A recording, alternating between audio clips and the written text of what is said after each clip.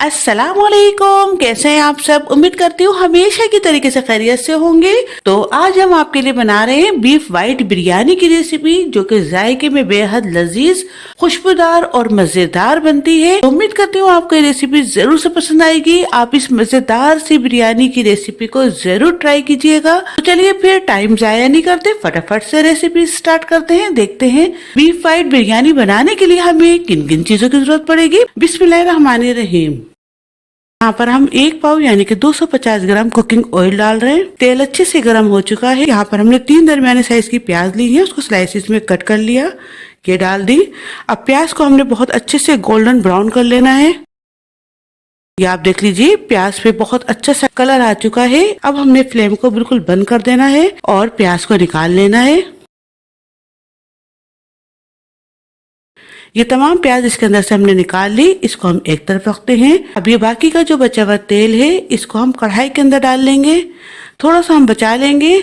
इसको हम चावलों को जब हम दम देंगे लास्ट के अंदर, तो जब हम यूज करेंगे। अब इसके अंदर हम कुछ गरम मसाले शामिल करेंगे। 15 से 16 यहाँ पर हमने गोल काली मिर्च ली है, 6 से 7 लौंग है, 6 से 7 ही हरी इलायची है, 2 बड़ी इलायची है, 2 छोटे टुकड़े यहाँ पर हमने दालचीनी के लिए हैं, 2 तेज पत्ते हैं, 2 यहाँ पर हमने बादियान के फूल लिए हैं, ये शामिल कर लेते हैं।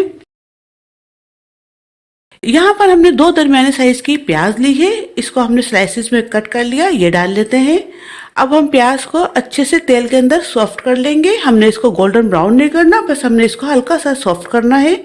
या आप देख लीजिए, इसको हमने 2 मिनट ही तेल में फ्राई किया है। प्याज अच्छे से सॉफ्ट हो चुकी है। अब इसके अंदर हम पिसा हुआ अदरक लहसुन शामिल कर रहे हैं। यहाँ पर हमने 2 चमचे पिसा हुआ अदरक लहसुन लिया था, ये हमने डाल दिया। अब हम इसको 1 से 2 मिनट अच्छे से तेल के अंदर भूनेंगे।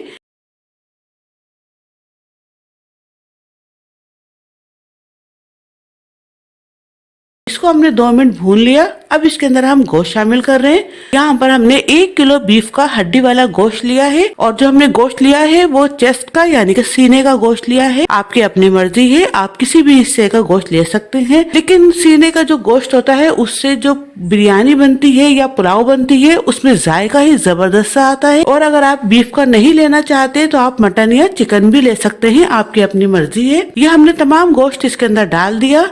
अब इसके अंदर 1 चमचा नमक का शामिल कर रहे हैं। नमक आप अपने टेस्ट के हिसाब से कम या बढ़ती कर सकते हैं। और 1 चमचा यहाँ पर हमने चाइनीज सॉल्ट यानी कि अजीनोमोटो लिया है, ये डाल रहे हैं। आप चाहें तो अजीनोमोटो की जगह पर चिकन पाउडर भी डाल सकते हैं, आपकी अपनी मर्जी है। लेकिन ये जो चाइनीज सॉल्ट है, इससे जायका बेहतरीन सा आएगा, इसलिए यहाँ पर मैं चाइनीज सॉल्ट का यूज कर रही हूँ। अब हमने फ्लेम को हाई पर रखकर इसकी 3 से 4 मिनट अच्छे से भुनाई करनी है कि ये जो जितना भी ऑयल है वो सेपरेट हो जाए, अलग हो जाए, और ये जो गोश्त है उसका कलर चेंज हो जाए और बहुत अच्छे से गोश्त की भुनाई हो जाए। हमने गोश्त की अच्छे से भुनाई कर ली है। आप देख सकते हैं इसका ऑयल भी सेपरेट हो चुका है और बहुत अच्छे से गोश्त हमारा भुन चुका है। अब यहाँ पर इसकी भुनाई कंप्लीट है। अब हमने गोश्त को गलाना है, इसलिए यहाँ पर हम 3 गिलास के बराबर पानी शामिल कर रहे हैं। अब हम इसे कवर करके 50 से 60 मिनट के लिए रख देंगे, क्योंकि जो हमारा गोश्त है वो डकरी वाला गोश्त है, सीने का गोश्त है, इसलिए थोड़ा सा देर से गलेगा। यह आपके गोश्त पे डिपेंड करता है कि वो कितनी देर में गलता है, बस गोश्त अच्छे से गलना चाहिए। अब जब तक हमारा ये गोश्त गल रहा है, हम दूसरा काम कर लेते हैं। यहाँ पर हमने 1 पाव यानी कि 250 ग्राम दही लिया है, ये डाल लेते हैं। अब इसके अंदर हम थोड़ी सी जायफल और थोड़ी सी जवतरी डाल रहे हैं। 6 से 7 यहाँ पर हमने हरी मिर्ची ली है, ये डाल लेते हैं। अब हम इसको ग्राइंडर मशीन में पीसकर अच्छा सा इसका एक पेस्ट तैयार कर लेंगे। अब हम गोश्त देख लेते हैं। आप देख सकते हैं गोश्त बहुत अच्छे से गल चुका है। मैं इसकी बोटी तोड़कर आपको दिखाती हूँ। ये आप देख लीजिए, बोटी बहुत अच्छी तरीके से टूट रही है, यानी कि गोश्त हमारा बहुत अच्छे से टेंडर हो चुका है। अब इसके अंदर हम दही, जायफल, जवतरी और हरी मिर्च का जो हमने पेस्ट तैयार किया है वो शामिल कर लेते हैं। अब हम इसको अच्छे से मिक्स कर लेंगे।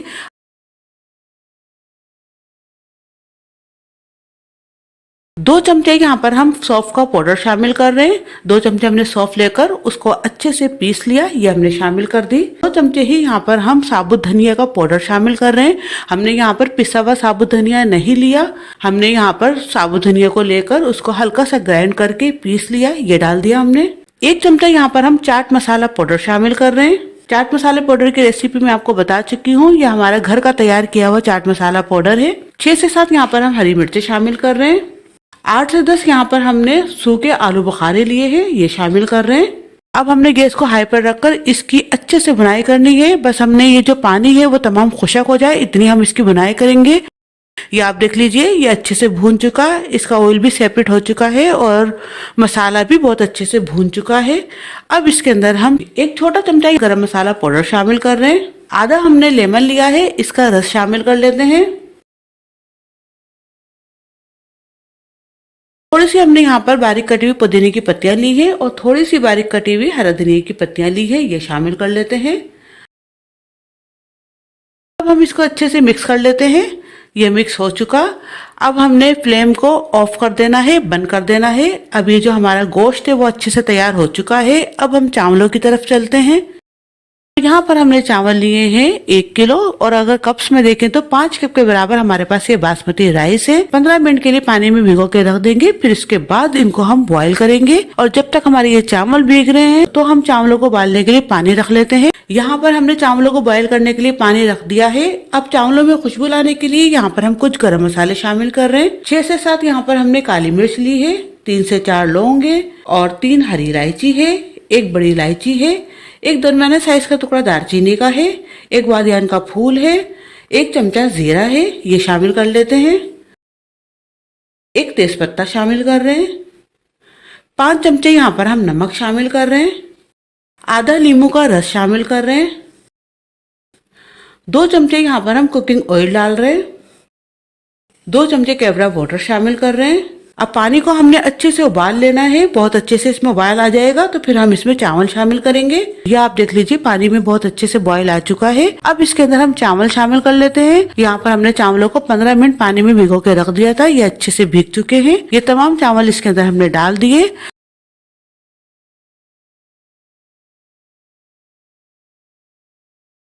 अब यहाँ पर हम थोड़ा सा बारीक कटा हुआ धनिया, पुदीना और हरी मिर्च डाल रहे हैं। अब हमने चावलों को 75% गलाना है, यानी कि इसको हम 75% गलाएंगे और 25% इसको हम कच्चा रखेंगे। इतना हम इसको पकाएंगे। ये आप देख लीजिए, चावल 75% गल चुका है, थोड़ा सा कच्चा है, थोड़ी सी कसर इसके अंदर बाकी है जो कि दम देते वक्त हम पूरी कर लेंगे। 25% इसको हमने कच्चा रखा है और 75% इसको हमने गला लिया। यहाँ पर हम 2 से 3 चमचे कुकिंग ऑयल के डाल रहे हैं ताकि जो हमारा चावल है वो नीचे से लगे ना। अब इस पे हम चावलों की तह लगा लेते हैं। आधे चावल इसके अंदर हमने शामिल कर दिए, बाकी के आधे हम ऊपर शामिल करेंगे और बीच में हम गोश्त का जो सालन है उसकी तह लगाएंगे। यहाँ पर आधे चावल शामिल हो चुके हैं। अब इसके अंदर हम गोश्त की तह लगा लेते हैं। जितना भी हमारे पास गोश्त का सालन था वो तमाम इसके ऊपर हम इस तरीके से डाल लेंगे।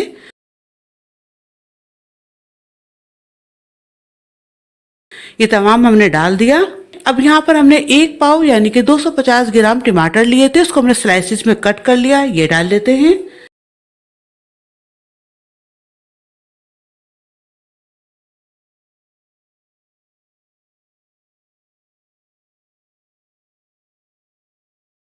तमाम टमाटर इसके ऊपर हमने डाल दिए। अब यहाँ पर जो तली हुई प्याज है वो डाल लेते हैं।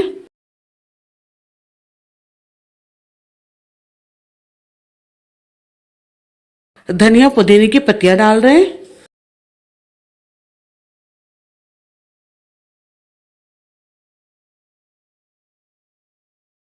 अब जितने भी बाकी के बचे हुए चावल है वो इसके ऊपर हम डाल लेते हैं।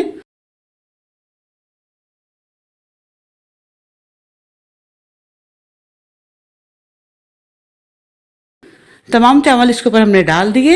2 हरी मिर्चें ली हैं, इनको हम इस तरीके से हाथ से तोड़ के डाल देंगे, इससे फ्लेवर बहुत जबरदस्त सा आता है। 2 चमचे केवड़ा वाटर डाल रहे हैं। थोड़ी सी तली हुई प्याज डाल रहे हैं। 2 से 3 चमचे यहाँ पर हम तली हुई प्याज का तेल डाल रहे हैं। 1 कप यहाँ पर हम पानी का डाल रहे हैं। ये वही पानी है जिसके अंदर हमने चावलों को बॉईल किया था। अब हम इसे कवर करके दम पे रख देंगे। दम देने का तरीका मैं आपको पहले बता चुकी हूँ। शुरू के 2 से 3 मिनट आप इसको हाई फ्लेम पर रखिएगा और जब ढक्कन के चारों तरफ से भाप निकलने लगे तो आपने गैस को स्लो कर देनी है। फिर उसके बाद 10 से 12 मिनट उसको आप लो फ्लेम पर रख के दम दीजिएगा। बिरयानी हमारी तैयार हो चुकी है। ये आप देख सकते हैं कि मजेदार से हमारी ये बीफ फ्राइड बिरयानी बन के तैयार हुई है। इसकी खुशबू इतनी जबरदस्त आ रही है कि मैं आपको बता नहीं सकती। तो उम्मीद करती हूँ आपको रेसिपी जरूर से पसंद आएगी। आप इसको जरूर ट्राई कीजिएगा। अगर रेसिपी आपको अच्छी लगे तो अपना फीडबैक जरूर से दीजिएगा। कमेंट्स करके बताया कीजिए कि आपको आज की रेसिपी कैसी लगी। तो उम्मीद करती हूँ आपको रेसिपी जरूर से पसंद आएगी। अगर पसंद आए तो प्लीज लाइक शेयर सब्सक्राइब करना बिल्कुल भी मत भूलिएगा। साथ ही बेल बटन वो भी दबा दीजिए ताकि मेरी तमाम आने वाली वीडियोस आपको फौरी मिल सके। और अगर आप हमें इंस्टाग्राम पर या फेसबुक पे फॉलो करना चाहते हैं तो वो भी आप कर सकते हैं। इजाजत दीजिए, दुआ में याद रखिएगा। अल्लाह हाफिज।